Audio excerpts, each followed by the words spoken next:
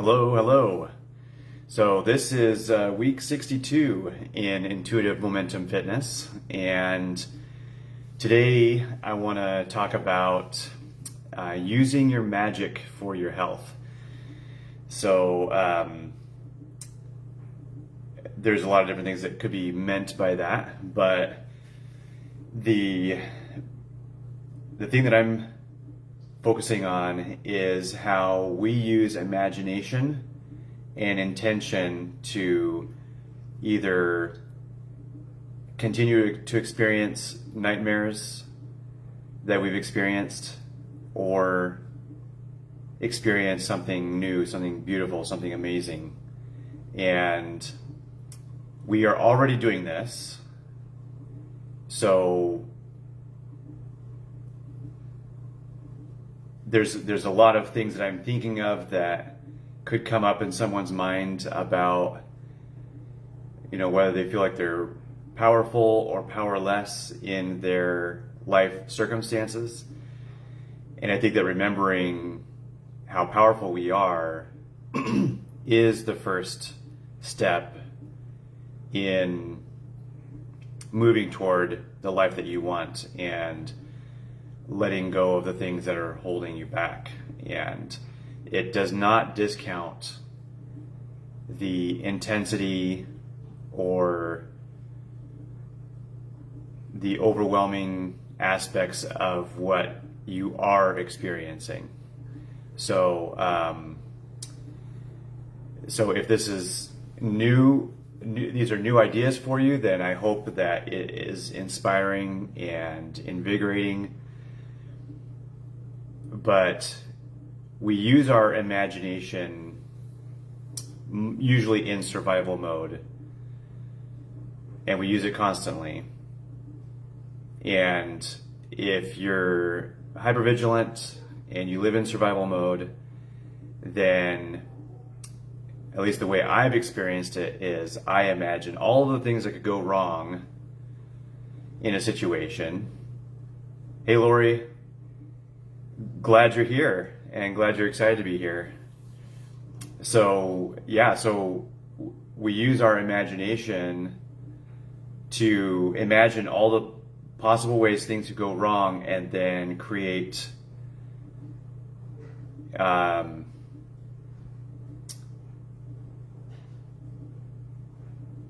fail-safe backup plans, plan B, plan C, plan D. And we are prepared for whatever might come up. And so that's very practical. That's an efficient use of imagination. But it does kind of keep you stuck in worst possible situations. It keeps you stuck as the one having to fend for yourself, do all of the work yourself to earn everything yourself, and that can be challenging and overwhelming. So what if, remembering that we are powerful and that we are creators, what if we used our imagination to create the life that we want, not protect ourselves from the life that we don't want? So I first started exploring this probably when I was around 20, and I think that's when The Secret came out. I don't know if you remember that DVD or book, and my uncle and aunt gave me a copy of that DVD. So that kind of got me started in that thinking. And it was encouraging because the life I was living was very challenging. So I was stuck at home in a very disempowering situation. I had extreme fatigue, inability to build muscle, and I had very little power, very little autonomy, and there were so many things I wanted for my life, and I had big, big dreams, and no way to get there, seemingly. So I wanted for this to be true, and I was practicing some of this even without knowing it. So I was visualizing what I wanted and imagining doing the things I wanted to do. And then as it went along, I ended up experiencing all of those things and living those realities, doing those things, being that person. And then it was years later that I learned a little bit more about Dr. Joe Dispenza. Heard him first in a video series that was kind of a follow-up to The Secret called Down the Rabbit Hole, What the Bleep Do We Know? And it was all of these experts in various fields, including Dr.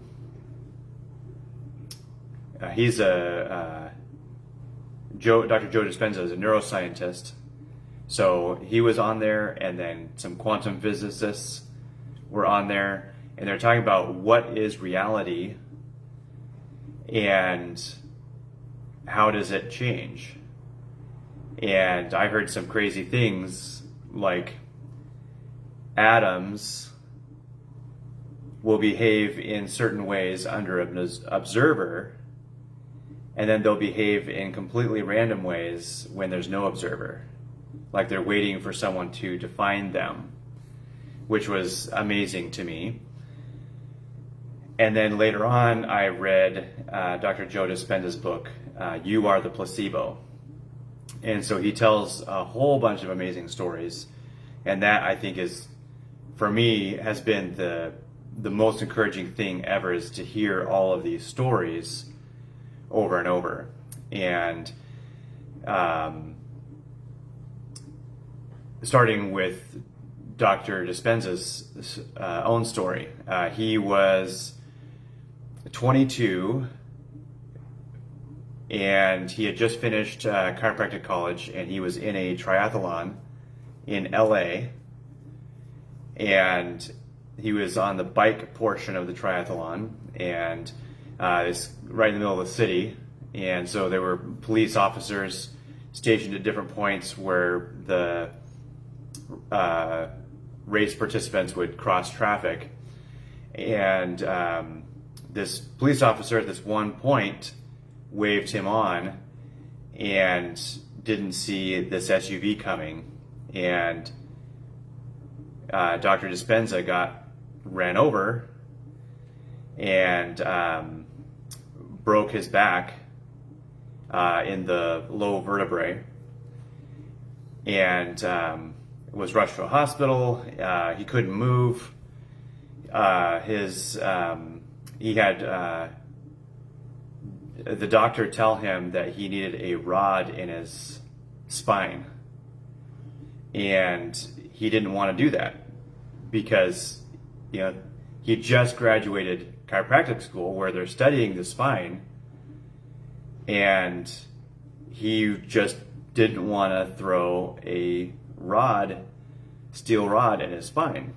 So he went to 2 other doctors, and they told him the same thing, and he just did not want to do that. So he went home. He was in this brace that kept him locked down to the bed, and he was going to be there indefinitely if he didn't do something. But he didn't want the rod in his spine, which was the only solution that was offered to him. So what he decided to do, he had no idea it would work, but he decided to try to meditate at 2 hours, for 2 hours throughout the day, every day, on a perfect spine. So all he did was laid there 2 hours out of each day, visualizing every aspect of a perfect, whole, healthy spine which was amazing that he had just finished years of chiropractic school and was really able to visualize a perfect spine. So that's what he did, 2 hours a day, every day. And 10 weeks later, he was back in his office treating patients. And he was obsessed with figuring out what happened. And he didn't know what had happened. He didn't know the science behind it. So he decided to become a neuroscientist and figure it out. So he's been focusing on that since. And he's been focused on studying the placebo effect and gathering stories and all of this. And it's pretty incredible because his book, You Are the Placebo, is just full of these amazing stories. So one story that I remember that stood out to me was this guy had what was medically decided to be an incurable disease. And this guy read in the paper that this certain drug company was working on a drug that would hopefully cure this disease that he had. So he went to his doctor and said, hey, I read about this drug. Is there any way I can be part of the trials? Can you get me some samples of this drug? I want to get better. And the doctor couldn't arrange that, couldn't authorize that. But the guy was insistent. So the guy just came back. The doctor came back later with a bottle of saline pills and said, you know what? I was able to obtain an advanced edition of the drug. So we'll see if this works. Go home, try it, and let me know. And the guy came back later. He was completely better. So no symptoms anymore. And he was totally fine until a few months later when he read in the newspaper that the initial trials of the drug had proven to not be effective. And so then he was panicking and he called his doctor and said, oh, this drug isn't working. It's like, no, don't worry about it. It's not fully conclusive. But the guy ended up having his symptoms come back and was not feeling well again. So then the doctor decided to try the same thing again. He got another bottle of saline pills and gave it to the guy and said, hey, this is the next generation version of that drug. This one should work. And so the guy went home, took the saline pills, and got better again. And until another few months went by, 6 months or so, and he read in the newspaper that it was confirmed that this drug was useless against this disease. And the guy got sick again and died. And so like that was just one of the many stories of how what you believe becomes your reality. There was a whole bunch of examples of experiments. One that I remember that was not in the book from a long time ago was an experiment between high school basketball players. And half of the group was the control group. They practiced free throws at the free throw line for 3 weeks. And their improvement, that control group improved from practicing their free throws every single day for 3 weeks, and their improvement was considered 100%. And then there was the other group that just stood at the free throw line without a ball and visualized practicing the free throw every day for 3 weeks. And that group improved 95% compared to the group that improved 100%. So it was almost as significant improvement for the group that just visualized it as the group that actually practiced it. So Lori says, the placebo effect happened to a friend of my parents. Her cancer went away when she was in a trial and didn't find until later they told her that she was getting the sugar pills. It was really horrid of them to tell her that. Her symptoms came back and she died of the cancer too. Wow. Just like in Dr. Joe's book. Yeah, it's so crazy. Yeah, they're like, with all of the experimenting, like all of the research and big experiments like that, it's hard to know what the ethical thing is. Like, do you reveal everything or do you keep secrets? What is more ethical? When, they may not be able to practice what Dr. Dispenza is talking about and practice trusting for good things. A friend of mine, her favorite quote, and I forget, I think it was Einstein who said it, but the biggest decision we have to make is whether we live in, hey Danielle, good to see you. The biggest decision we have to make is to decide whether we live in a hostile universe or a friendly universe. And I believe that is similar to what we're talking about right now, because what you believe, you will experience. So if you go out into the world looking for all the things that could go wrong, you're going to find a lot, if not all of the things that could go wrong. But if you go out into the world looking for the beautiful and amazing and lovely and precious things, then you're going to find all those things. So that, similar to that basketball free throw experiment, one that was listed in Dr. Joe Dispenza's book, was this group of people that visualized strength training. And there were other examples, like with people visualizing playing the piano versus actually playing the piano and all that stuff. But the people that visualized strength training for a little bit every day, and I think it was a month, they increased their actual physical strength, because they were physically tested at the beginning and at the end. They increased their strength by 13%.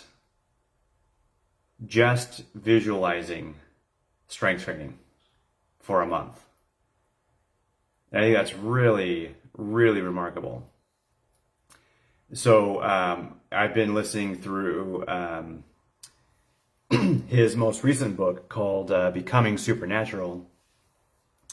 And I've made some notes, but one of them is really interesting about the physiological background to some of this, even though it feels like it's just imagination and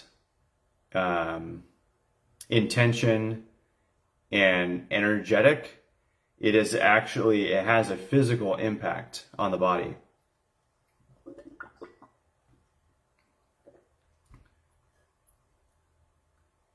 So immunoglobulin A, or IgA, is one of the primary proteins responsible for healthy immune function and our internal defense system.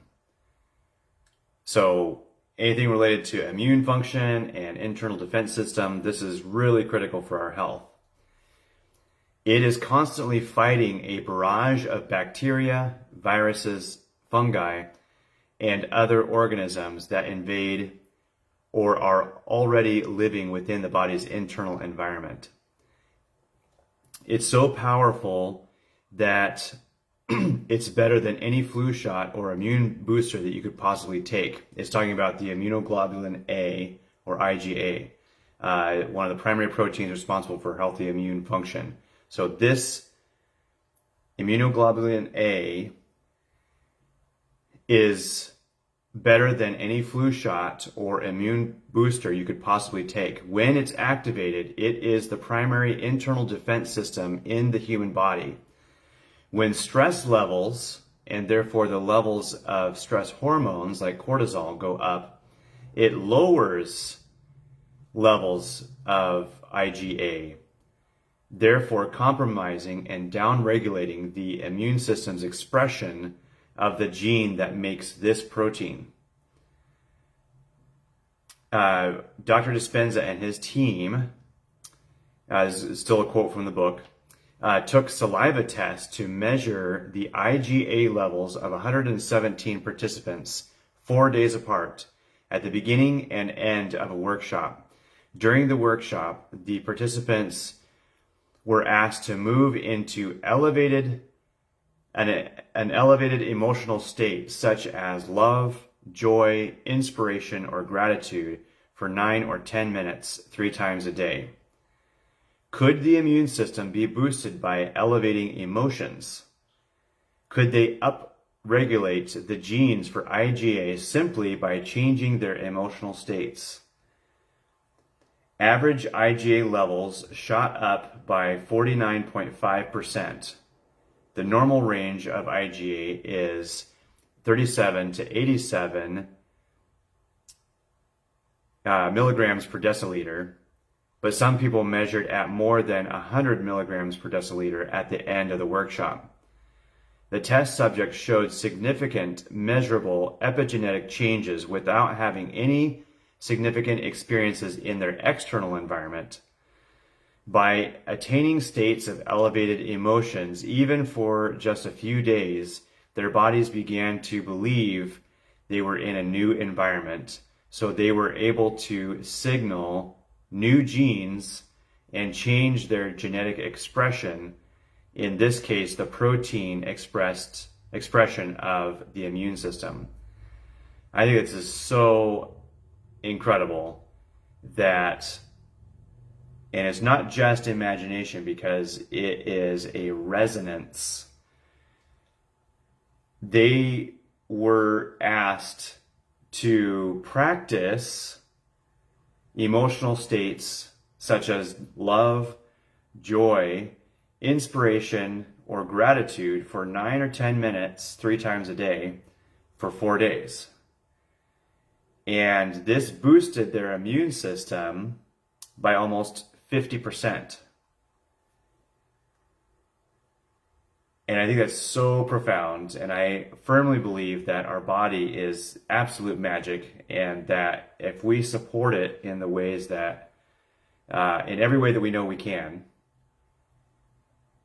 every way that we know that's beneficial, and including all the little things like drinking water, getting out in fresh air and sunshine, moving, lifting heavy things, having a positive attitude, all of those things make such a massive, massive difference in all the areas of our body.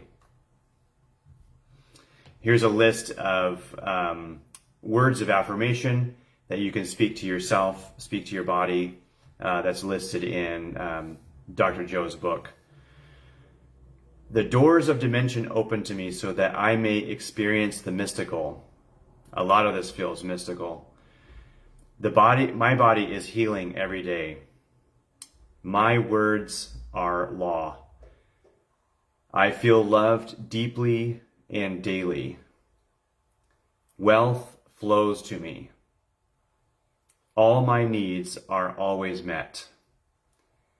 My body becomes younger every day. The divine appears in my life every day. My life partner is equal and teaches me every day by example. Synchronicities happen to me all the time. I feel more whole every day. My immune system gets stronger every day. I lead with courage in my life. I am an unlimited genius. I am always aware of the power within me and all around me. I believe in myself. I embrace the unknown. When I call on spirit, it responds. And he goes on to further explain, with practice, not only are you feeling the emotions that connect you to the memories of your future, so if you spend time visualizing a better future rather than a dangerous future that you have to protect yourself from, if you visualize a beautiful, powerful, brilliant future, with practice, not only are you feeling the emotions that connect you to the memories of your future, but your biology is aligning to that future as well. If your body is the unconscious mind and it doesn't know the difference between the experience that creates the emotion and the emotion you create by thought alone, in the present moment, your body begins to believe that it is living in the future reality. Since the environment signals the gene and the emotions are consequences of experiences in the environment, by embracing the emotions of the event before the actual experience, you begin to change your body to be biologically aligned to the future in the present moment. Since all genes make proteins and proteins are responsible for the structure and function of your body begins to biologically change to look like your future is already happening. I think that's so profound, so amazing, the way he has been able to take the mystical and prove the science behind it. And he does this in all of his books. If you get a chance to read one of them, that would be really amazing. I love that 10 things list. Is it on the group anywhere? Are you talking about the words of affirmation or the 10 simple things? Because I can post either one of them actually. And I've actually added to the list. There's 12 now. But I can post either one in the comments for you. So just let me know which one you're thinking of, whether the words of affirmation that I listed from the book or the 12 simple things that help our health that we can all do. 12 simple, okay, perfect. All right, so I'll post that in the group and tag you in it. So thank you. All right, so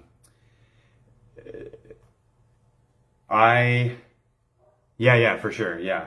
I love the any suggestions for affirmations. And I've actually, through the encouragement of one of the programs that I was in with my spiritual mentor, we were talking about creating mantras that were relevant to this season in our lives and the things that we wanted to experience. So kind of a mantra version of a vision board. And so I still have those in my phone calendar, and they pop up 3 times a day for me to remind myself of what my goals are and desires and intentions and everything for life. So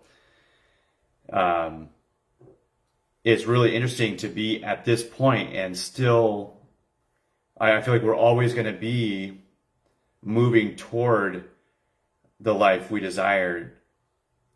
And also, I'm in a place now of being able to look back and see many of the things that I have been blessed with already that I had visualized and prayed for in the past. So strong health, increased muscle and function physically, and then I'm sitting in a house that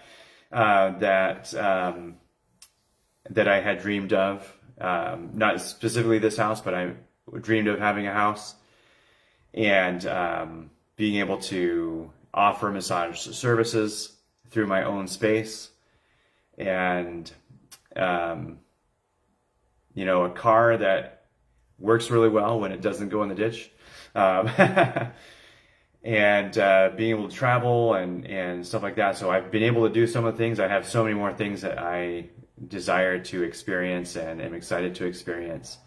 So, but if we can build that tribe around us of people that are also pursuing the same things and committed to expansion and committed to personal growth and committed to creating the desired realities, then we become powerful. Not that we weren't powerful before, we just weren't owning that power and fully stepping into it and embodying our potential.